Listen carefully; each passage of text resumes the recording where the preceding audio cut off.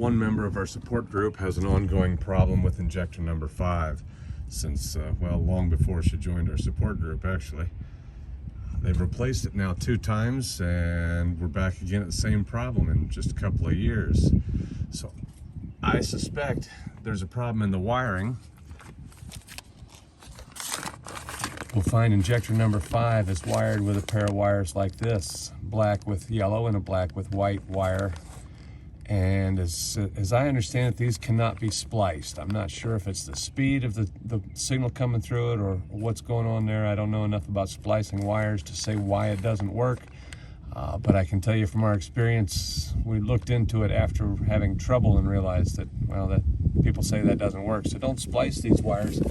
We're going to replace it from the connector all the way to the ECM, and this video is to show her how to do that.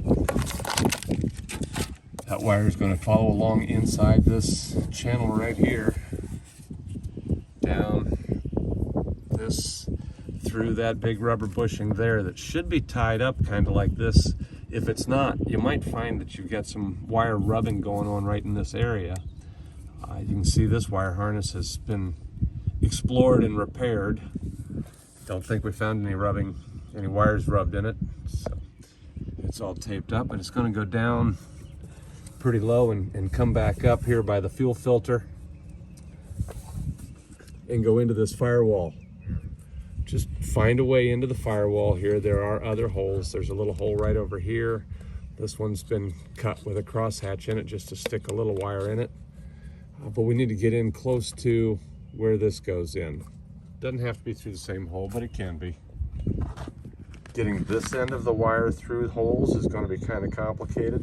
So let's go ahead and start with that at the injector and tie wrap the cable, the pair of wires to the outside of this wire harness all the way along. It's going to be visible. It's going to be very obvious. Anybody that looks at it is going to know that there's a repair that has been done here, but that's okay. The wire will tie wrap on there just fine. Wrap it on top, wrap it on the outside of this loom here, all the way down as much as you can. Going to get dirty, put on some rubber gloves for this one, maybe even some dishwashing gloves that come up to the elbow, because that's the part that never comes clean for me. As you can see, I'm stained again today. So we're going to follow this loom all the way up here, tie wrap it every 6 inches or so. If you've got things that are tight and maybe rubbing, I've used a piece of hose here on this one because I don't remember why that I didn't like it.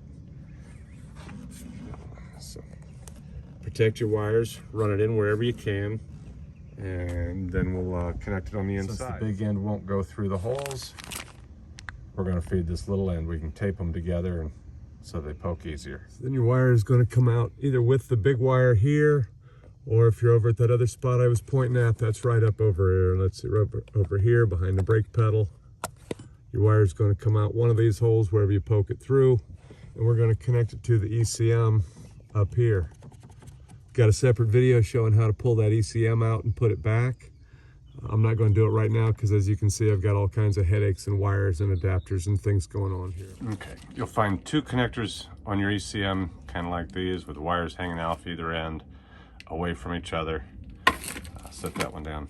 To disconnect them from the ECM, pull this tab out, little kind of thumb tabs here, thumb and finger tabs, pull that out, and as you pull it out, it'll push it off of the ECM until about there, and then it'll just fall right off. And once that's off, we're going to want to cut this zip tie.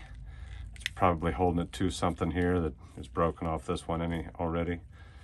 This little lid should slide out of there. It's kind of difficult. Sometimes it's better to just pry it out and pop it off.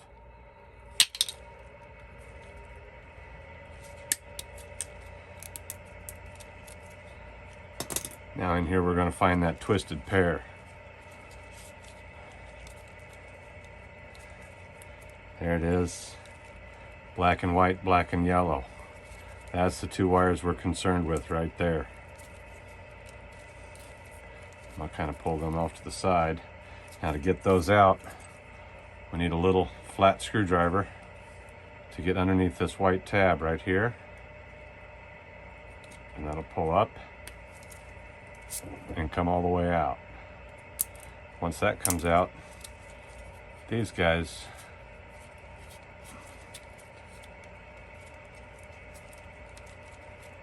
will wiggle out of there. Let's see, why don't they, there we go.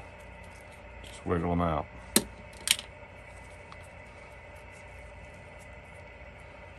So we can see we've got one wire going into the white block and one wire going into the black block here. And those, we want to take those pins out very carefully because we're going to put different pins back in the same hole. And notice how they're twisted right up to close to the end. We want to keep that pair twisted as much as we can like this. So in the white block, the white wire, black with a white stripe rather, is the second one in. So there's a little tab right there. Just going to lean on that a little bit while I pull on this wire.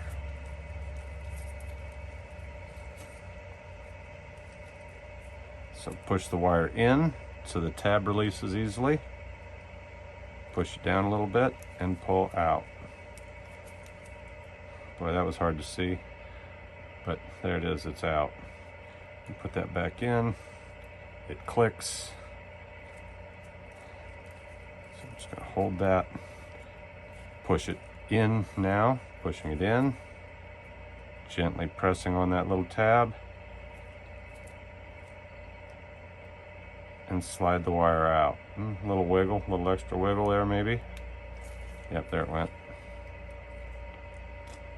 So that one comes out. The same thing over here on the black one. Now it's on the other side, so we're going to turn it this way.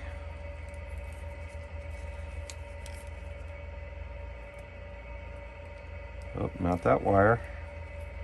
We're going after the black wire with a yellow stripe.